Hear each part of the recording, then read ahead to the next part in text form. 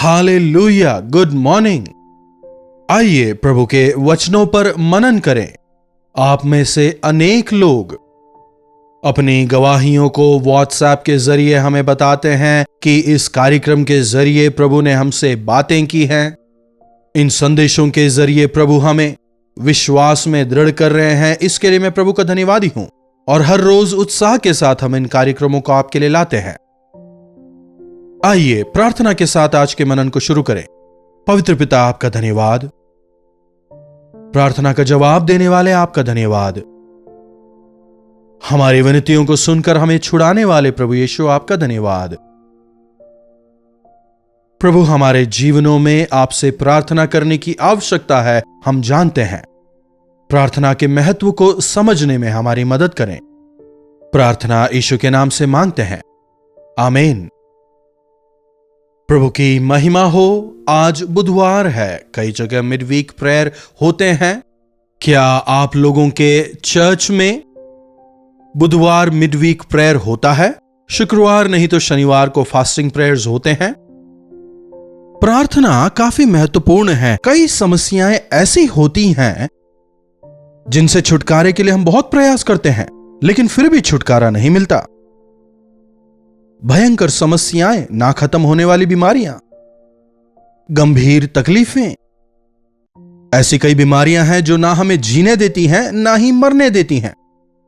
हमारी पूरी आमदनी इलाज में ही चली जाती है। कुछ एक लोगों के जीवन में काफी भयंकर विपरीत परिस्थितियों को हम देख सकते हैं। अब केवल विदेशों में ही नहीं, हमारे देश में भी जब पति पत्नी के बीच में झगड़ा होता है, आजकल सबसे पहली बात जो मुंह से निकलती है, चलो डिवोर्स ले लेते हैं। एक जमाने में केवल पुरुष कहते थे, अब तो स्त्रियां भी पीछे नहीं हैं। इससे भी बढ़कर आजकल कई सारी स्त्रियां परिवार के छोटे मोटे कलह को प्रभु के पास ले जाने के बदले अदालत में ले जाती हैं। तो सालों साल उन्हें कोर्ट कचहरी के चक्कर लगाने में परेशानी नहीं, लेकिन एक दूसरे के साथ समझौता नहीं करते। कैसी विडंबना! जिसे परमेश्वर ने जोड़ा है, मनुष्य उसे अलग ना करे, वचन हमें बताता है ना। क्या परिवारों में झगड़े नहीं होंगे? अगर दो लोगों के बीच मतभेदों को खत्म होना है तो प्रभु यीशु का वहां होना आवश्यक है। आपकी सोच अलग है, दूसरे व्यक्ति की सोच अलग है, हम सभी अलग अलग हैं। हमें केवल मसीह का प्रेम ही साथ ला सकता है, और यदि हम मसीह के प्रेम से भरना चाहते हैं तो प्रार्थना आवश्यक है। उपवास प्रार्थना की बदौलत कठिन से कठिन समस्याएं दूर हो सकती हैं। इन दिनों में मैं काफी उपवास प्रार्थना के बारे में बात कर रहा हूं। ऑल नाइट प्रेयर वगैरह भी हम रखते हैं, क्योंकि कई लोगों के जीवन में कई सारी कठिनाइयां हैं। क्या आपके जीवन में कोई समस्या है? मेरे जीवन में सब कुछ ठीक चल रहा है, लेकिन इस आदत को मैं छोड़ नहीं पा रहा, इस आदत को मैं छोड़ नहीं पा रही। यहां हमें उत्तर नहीं मिल रहा, मुझे नौकरी नहीं मिल रही, हमारे संतान नहीं हो रहे। कई सारे लोगों का कहना है, बहुत सारे प्रयास कर रहे हैं लेकिन कहीं भी सफलता नहीं मिल रही, प्रार्थना भी कर रहे हैं। लेकिन प्रभु यीशु क्या कह रहे हैं? देखिए, मरकुस रचित सुसमाचार 9वां अध्याय उसकी 29वीं आयत से, उन्होंने उन लोगों से कहा कि यह जाति बिना प्रार्थना किसी और उपाय से निकल नहीं सकती। यह जाति बिना प्रार्थना किसी भी और उपाय से निकल नहीं सकती है। कौन सी जाति? यहां पारिवारिक समस्या हो सकती हैं, बीमारियां हो सकती हैं, संतान प्राप्ति की समस्या हो सकती है। वे कोई भी बात होने दीजिए जिनके लिए आपने काफी प्रयास किए लेकिन आप विफल हो गए। ऐसी समस्याओं को, ऐसी गंभीर परेशानियों को प्रभु दूर करेंगे। कई परिस्थितियों में क्या होता है, मनुष्य अपने हृदयों को कठोर कर लेते हैं। मैं नहीं बदलूंगा, बदलूंगी। कितना भी समझाएं वे नहीं मानते, नहीं सुनते। कितना ही ज्ञान बांट लें वे नहीं बदलते, उनसे नहीं हो पा रहा। ऐसी परिस्थितियों को यदि बदलना है, ना बदलने वालों को बदलना है, यदि कठिन हृदय वालों को सुधरना है, पापों के बंधनों से यदि छूटना है, कठिन समस्याओं का समाधान चाहिए तो हमें प्रभु के सानिध्य में आना होगा। प्रार्थना के जरिए, उपवास की प्रार्थना के जरिए ही हमें उत्तर मिलेंगे। कुछ लोग उपवास रखते हैं, प्रार्थना नहीं करते। कुछ प्रार्थना करते हैं, उपवास नहीं रखते। उपवास की प्रार्थना में सामर्थ्य है। जब हम उपवास के साथ प्रार्थना करते हैं, स्वर्ग के द्वार को हम खटखटाते हैं।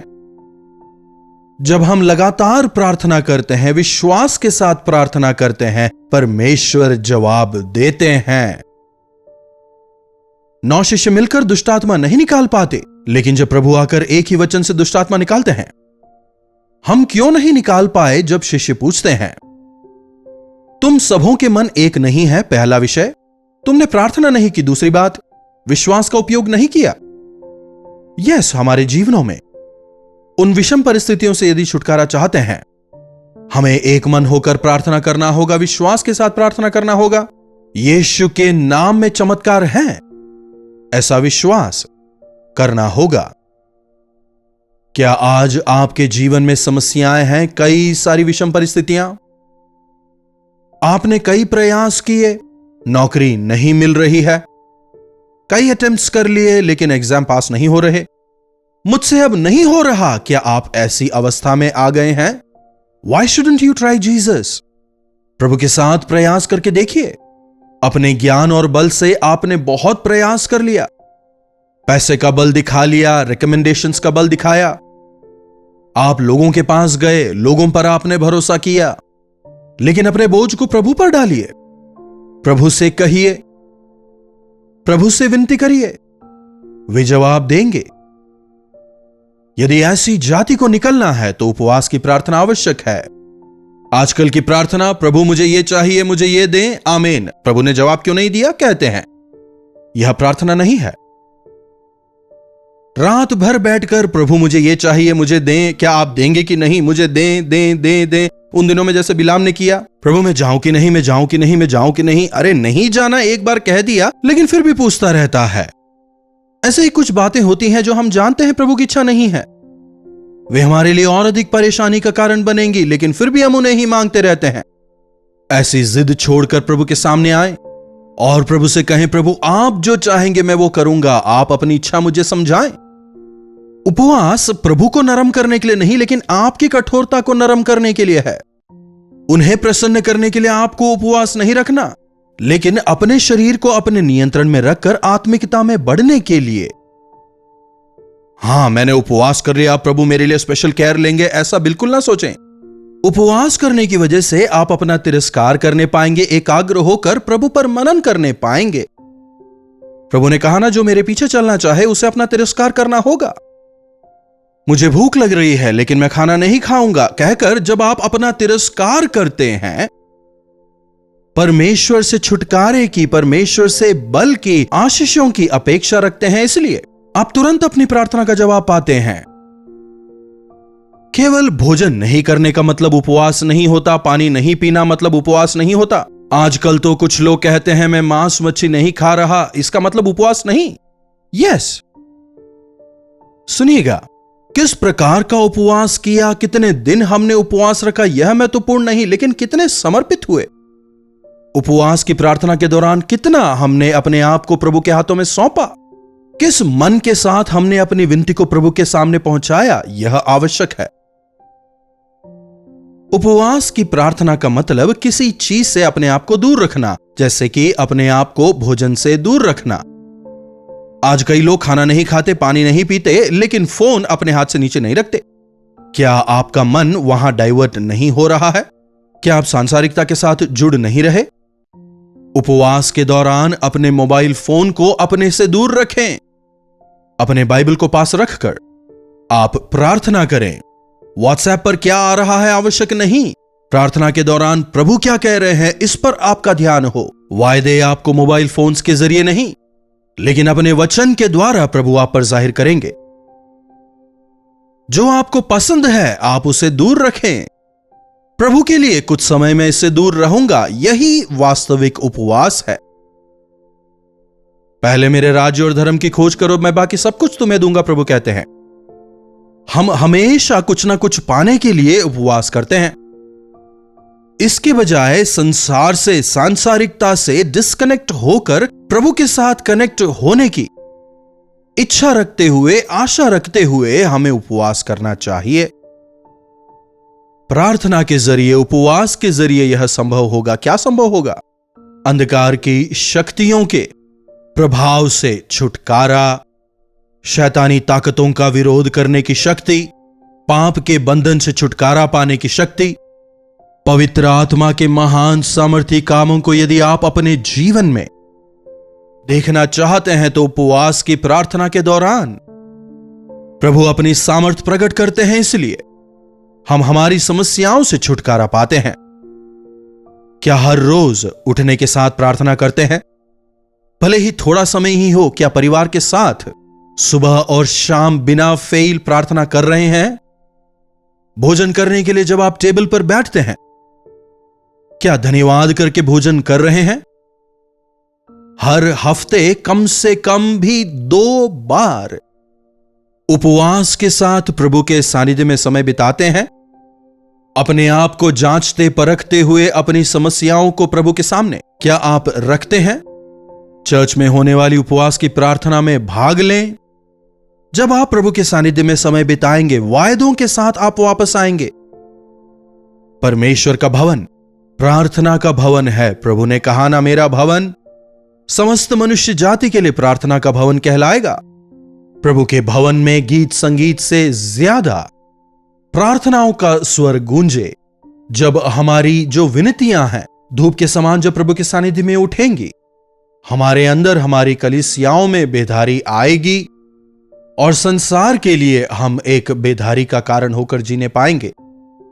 आज से प्रार्थना को आप महत्व दें। कैसे प्रार्थना करना है? कई लोग पूछते हैं। आपकी मर्जी। घुटने में आकर प्रार्थना करें, दी बेस्ट। खड़े रहकर प्रार्थना करना चाहते हैं, आपकी मर्जी। हाथ उठाकर प्रार्थना करें, बहुत अच्छी बात है। हाथ जोड़कर प्रार्थना करिए। प्रार्थना में यदि ज्यादा समय बिताते हैं, बैठकर प्रार्थना करें। आप किस मुद्रा में प्रार्थना कर रहे हैं प्रभु यह नहीं देखेंगे, लेकिन क्या आपकी प्रार्थना धूप के जलने से उठने वाले धुएं के समान प्रभु के सामने पहुंच रही है? क्या आप टूटे हुए मन से प्रार्थना कर रहे हैं? यह आवश्यक है।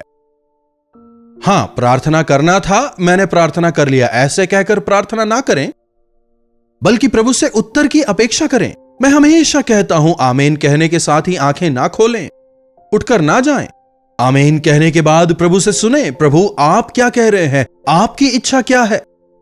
यकीनन हमारे लिए जो आवश्यक है प्रभु हमें बताएंगे। प्रार्थना को अपने जीवन में महत्व दें। प्रार्थना सबसे महत्वपूर्ण है। आइए सरों को झुकाएं, प्रार्थना करें। महापवित्र पिता परमेश्वर, इस समय के लिए आपका धन्यवाद। प्रभु, हमारे जीवनों में प्रार्थना को महत्व देते हुए, उपवास को महत्व देते हुए आपके सानिध्य में समय बिताने का हमें अनुग्रह दें। पूरी कलीसिया साथ आकर उपवास के साथ प्रार्थना करते हुए, आप पर इंतजार करते हुए एक चमत्कार को देखने का अनुग्रह आप हमें दें। आपके अनुग्रह में हमें आगे बढ़ाएं। प्रार्थना यीशु के नाम से मांगते हैं, आमीन। अब हमारे पिता परमेश्वर का प्रेम, प्रभु यीशु का अनुग्रह, पवित्र आत्मा की संगति और सहभागिता हम में से प्रत्येक के साथ आज, कल और सर्वदा बनी रहे, आमीन। प्रभु की महिमा हो। आप अपने प्रार्थना विषयों को और अपने प्रेज रिपोर्ट्स को हमें 9884907779 पर व्हाट्सएप या फिर वॉइस मैसेज या टेक्स्ट के द्वारा भेज सकते हैं। हमें आपके साथ जुड़कर आपके लिए प्रार्थना करने में काफी प्रसन्नता होगी। जब हम एक मन होकर विश्वास के साथ प्रार्थना करेंगे, प्रभु चमत्कार करेंगे। जैसे हमने आज सुना, उपवास को महत्व दें। परिवार में उपवास और प्रार्थना होने पाए। चर्च में जब फास्टिंग प्रेयर होते हैं, उनमें आप भाग लें। अगर संभव हो तो पूरा परिवार एक साथ मिलकर उपवास करें। प्रभु परमेश्वर के महान सामर्थ्य के कार्यों को आप देखने पाएंगे। यदि आपने अब तक चैनल को सब्सक्राइब नहीं किया है तो सब्सक्राइब करें। वैसे ही अपने मित्रों के साथ, जरूरतमंदों के साथ आप इन्हें शेयर करें ताकि उनके लिए आप एक आशीष का कारण बने। लाइक भी करें। इन्हीं वचनों के साथ आज मैं आपसे विदा लेना चाहूंगा। प्रभु आपको आशीष दें। कल्वरी दर्शन, ये है प्रेम के दर्शन, यीशु प्रेम के दर्शन।